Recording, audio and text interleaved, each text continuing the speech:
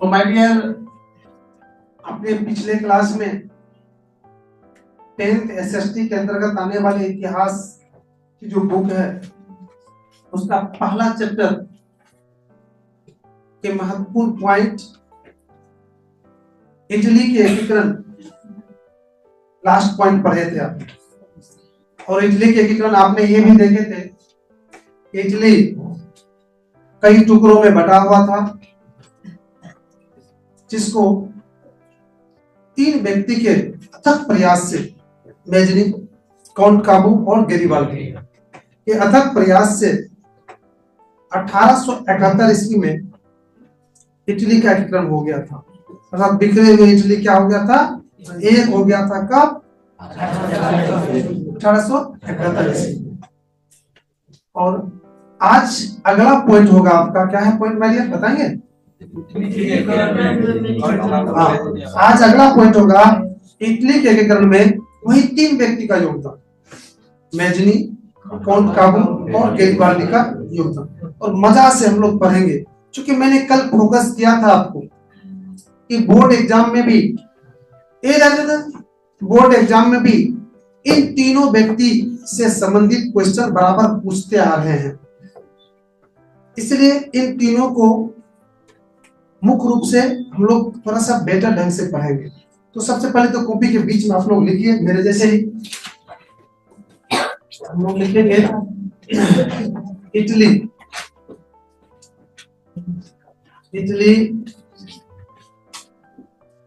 के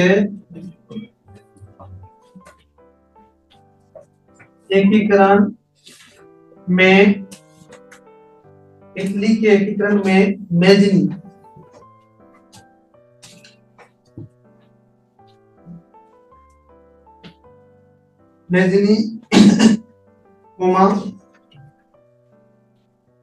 काउंट काबू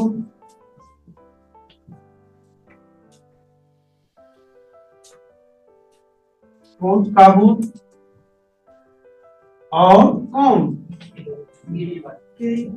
अब देखिए, आप लोग भी धीरे धीरे इतिहास के स्टूडेंट लगने लगे हैं।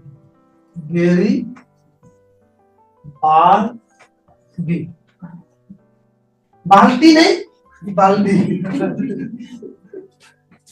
इतने के क्रम में मेजनी, काउंट काबू और गैरिबाल्डी का योगदान।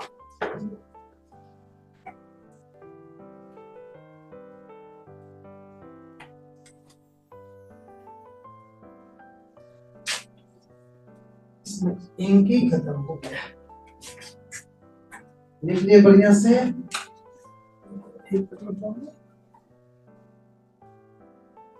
अच्छा पूरा एक चीज है, दस्ताना लाइएगा और खुलता दस्ताना से लगता है, दस्ताना से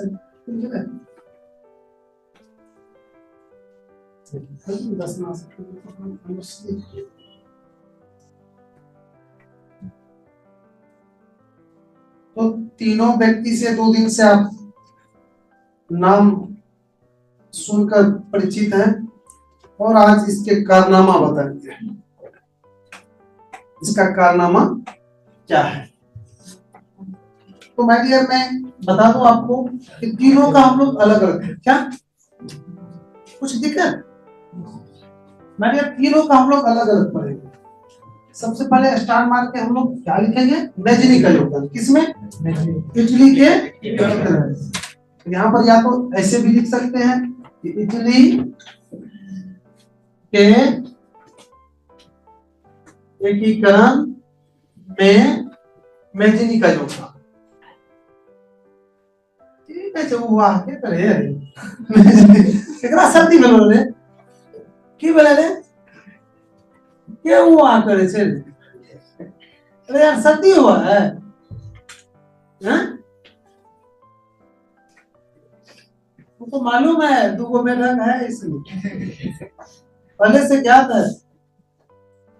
और वो मेढक बहुत जल्दी शादी भी हो जाएगा यार, यहाँ पर टिकने वाला नहीं है। यहाँ पर गर्म पानी है यार, मेढक टिकेगा। प्लीज वो अपनी हाल बुरा करके यहाँ से नहीं जाए। या तो सुधर जाए या स्वागत के साथ चले जाए। क्या बात करें, इज्जत के साथ। इटली के एकदम में मेजनी का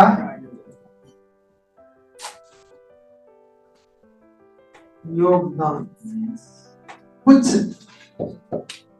बुधियार बाप के जो है ना,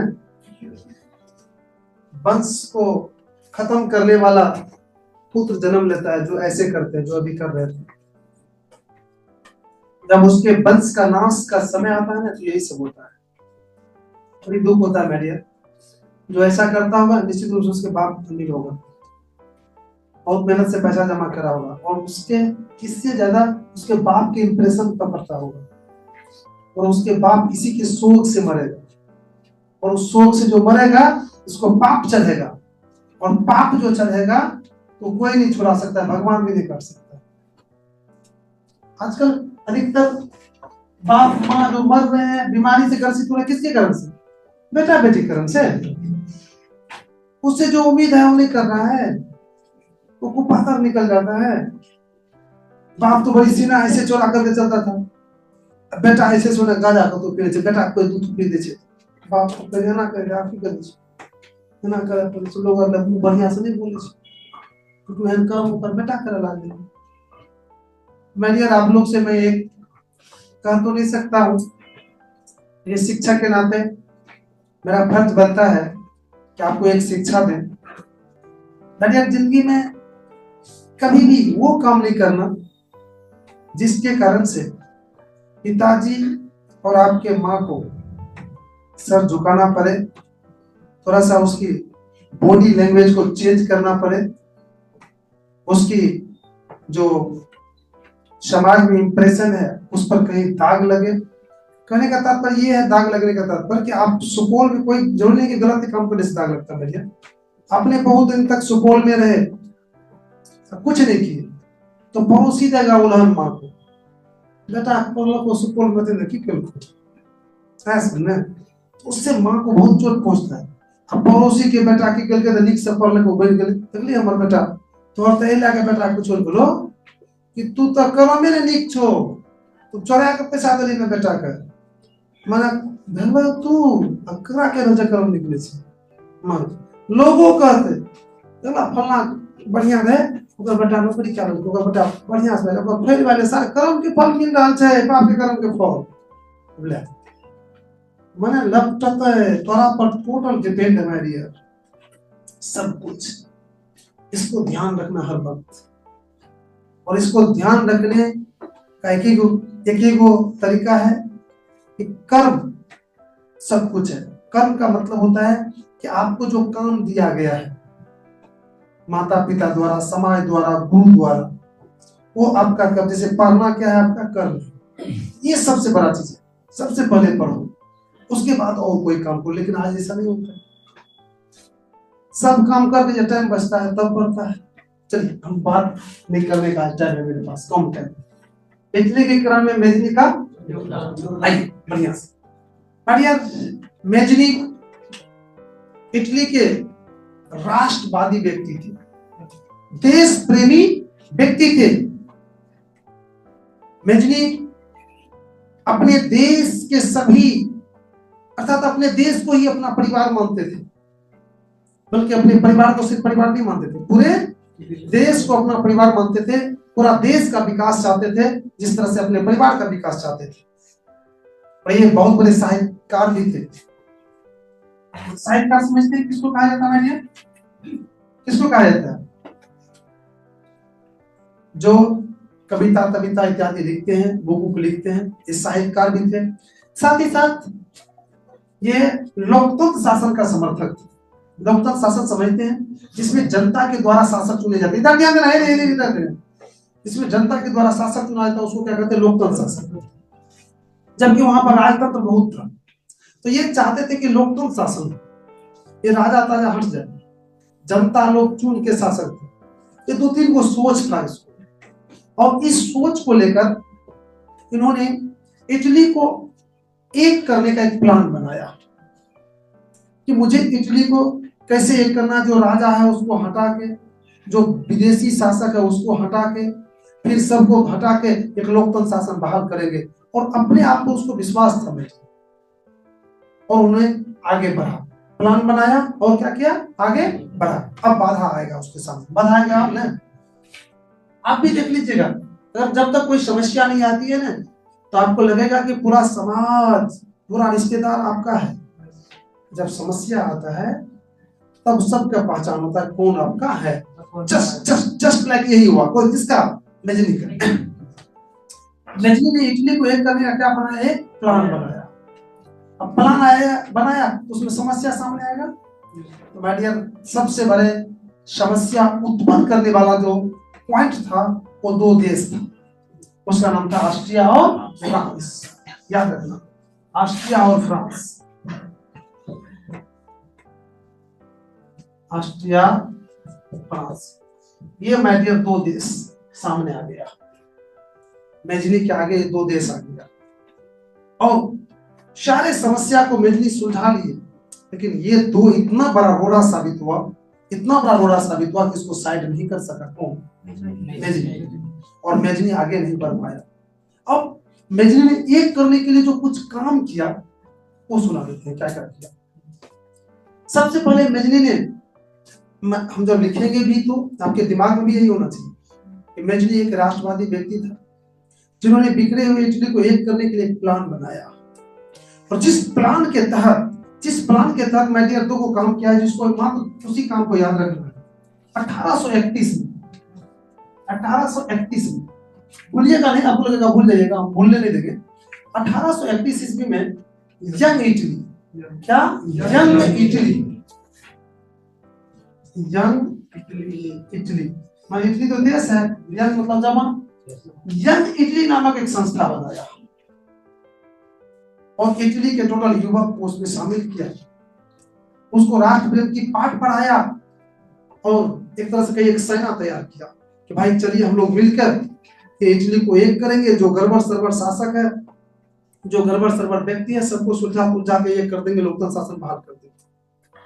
लेकिन इससे भी इसको सफल नहीं हो पाया। तो जानते क्या किया उन्होंने, यंग यूरोप बनाया। एक तो यंग इटली, दूसरा क्या, यंग यूरोप। 1834 ईस्वी, देखिए याद रह जाएगा, यूरोप मतलब महादेश, क्या बनाया, यंग यूरोप, ये नामक संस्था बनाया 1834 में। 1834 में यंग यूरोप नामक संस्था बनाया। इसमें सिर्फ इटली के ही नहीं, पूरे दुनिया के जो भी राष्ट्रवादी व्यक्ति थे उसको इसमें शामिल किया और सब मिलकर इटली को एक करने का एक काम करना शुरू किया। अब ये दोनों के द्वारा इसका काम बहुत तेजी से और बहुत मजबूती से, बहुत बारीकी से हो रहा था, लेकिन सामने आ गया दो रोड़ा। और ये दोनों उस समय का बहुत ताकतवर देश, जिसके सामने मेजनी को टिकना मुश्किल था। हुआ भी यही माय डियर, मेजनी अधिक दिनों तक इस दोनों के सामने टिक नहीं सका। क्योंकि ये दोनों क्यों सामने आया, क्योंकि इटली के अधिकांश क्षेत्र पर इन्हीं दोनों का अधिकार था, अधिकार शासन था। और ये अगर इटली इसको साथ देता मेजनी को, तो इसका मतलब क्या हुआ, इसको भागना पड़ता, इसका उपनिवेश खत्म हो जाता। इसलिए दोनों मेजनी के प्लान को खंडित करने के लिए एक पर एक प्लान बनाने लगा, जिसका काट मेजनी के पास नहीं था। और मेजनी इस काम में सफल नहीं हो पाया, अर्थात इटली को एक करने में वो सफल नहीं हुआ।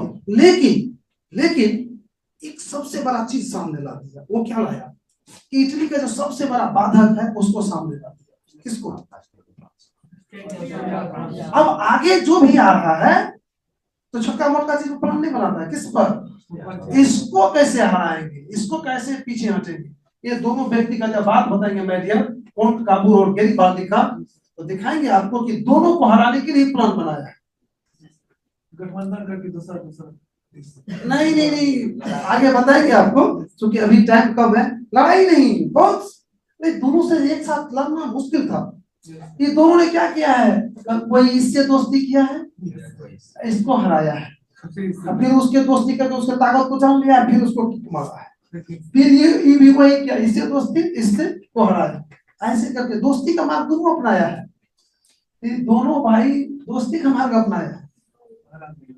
मैंने क्या भाई नहीं, मैंने हम कर रहे हैं उसको, तो ऐसे बताएंगे बहुत प्रयास किया ढंग से। टाइम टाइम कम है, चूंकि मैं चाहता हूँ कि मैं मेजनी बता रहा हूँ, मेजनी के पूरा दिमाग में आपको आ जाना चाहिए कि मेजनी कैसे क्या क्या। तो शायद बिल्कुल फिगर आ गया मेजनी का कि मेजनी एक राष्ट्रवादी व्यक्ति थे जिन्होंने बिखरे हुए इटली को एक करने के लिए एक प्लान बनाया, और उस प्लान के तहत 1831 ईस्वी में यंग इटली और 1834 ईस्वी में यंग यूरोप नामक संस्था का गठन किया, और जिस संस्था के द्वारा इटली को एक करने का बहुत ही बारीकी से काम शुरू हुआ, लेकिन ऑस्ट्रिया और फ्रांस सामने आ गया जो काफी शक्तिशाली था, जिसके सामने मेजनी अधिक समय तक टिक नहीं सका और मेजनी का सपना पूरा नहीं हो सका।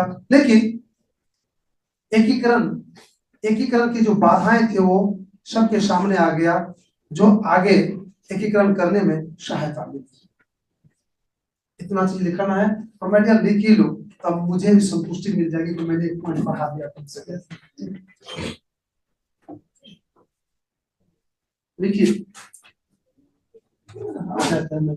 कुछ और लिखना है, सब में लिखा है नीचे वाला लिखिए, यही तो स्टार्ट करके लिखना है। अगर आपके पास टाइम नहीं, सुन लो, अगर टाइम नहीं है तो सिर्फ लिख दो मेजनी का योगदान, ये तो लिखना है इसमें, मेजनी का योगदान, मेजनी का योगदान इसका रख लो, तुम अभी इधर परेशान होते रहेंगे।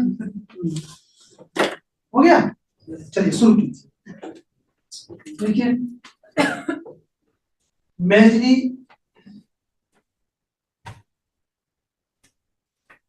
मेजनी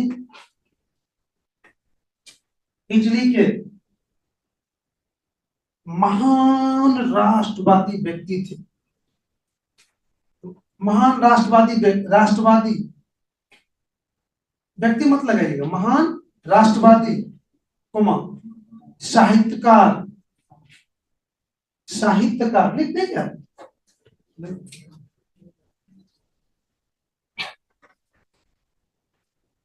है यार,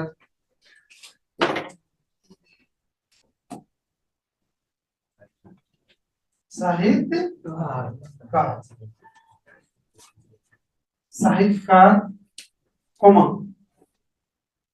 लोकतंत्र के समर्थक, लोकतंत्र के समर्थक थे, लोकतंत्र के समर्थक थे, जिसने जिसने जिसने बिखरे हुए इटली को जिसने जिसने बिखरे हुए इटली को जिसने बिखरे हुए इटली को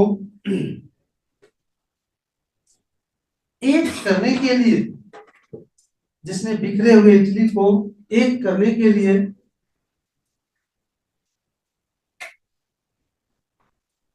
एक योजना बनाया, एक योजना बनाया, एक योजना बनाया जिसके तहत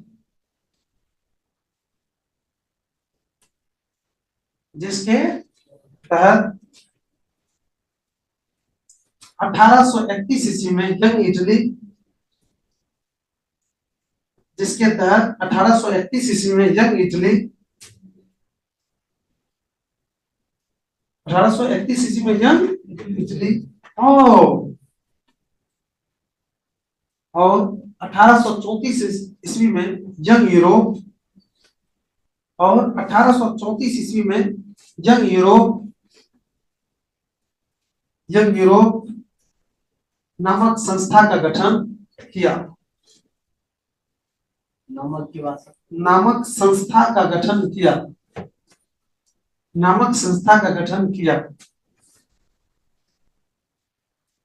नामक संस्था का गठन किया। लेकिन लेकिन ऑस्ट्रिया और फ्रांस, ऑस्ट्रिया और फ्रांस, ऑस्ट्रिया और फ्रांस, फ्रांस के सामने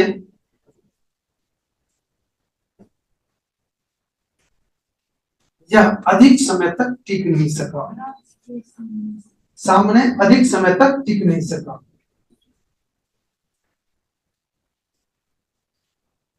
अधिक समय तक टिक नहीं सका।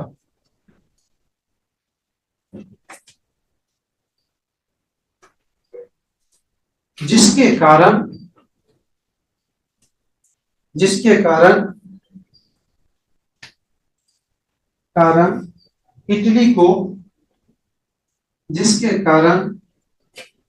इटली को एक करने में मेजनी सफल नहीं हुआ। जिसके कारण इटली को एक करने में मेजनी सफल नहीं हुआ। क्या नहीं हो सका? क्या लिखे? सफल नहीं हो सका, सफल नहीं हो सका। तो मैं डियर आज की क्लास को हम यहीं पर विराम देते हैं और उम्मीद करते हैं जो भी बचत कुचल थे सभी आदमी इसमें फिर से एक बार रिक्वेस्ट करता हूं कि कल अपना अथक प्रयास करके लेके आइएगा। अपना कल से कार्ड तक चेक हो जाएगा। ऐसा नहीं कल लेके नहीं आइएगा, कल कार्ड लेके आना है। कल से कल कार्ड तो आप चेक करो ना। आज की पढ़ाई को यहीं पर हम विराम दे रहे हैं।